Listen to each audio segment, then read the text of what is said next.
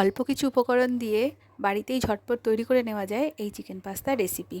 প্রথমে জলের মধ্যে নুন সাদা তেল দিয়ে পাস্তাটাকে বয়েল করে তুলে নিতে হবে। তারপর চিকেনের মধ্যে গোলমরিচ গুঁড়ো, নুন আর ভিনিগার দিয়ে ম্যারিনেট করে চিকেনটা ভেজে তুলে রাখতে হবে। তারপর কড়াইতে সাদা তেল দিয়ে তার মধ্যে খানিকটা বাটার দিয়ে দিতে হবে রসুন কুচি।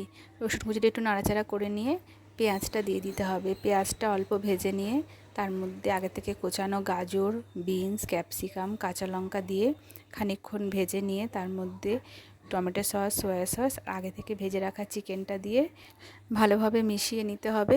তারপর দিয়ে দিতে হবে আগে থেকে বয়েল করা পাস্তাটা।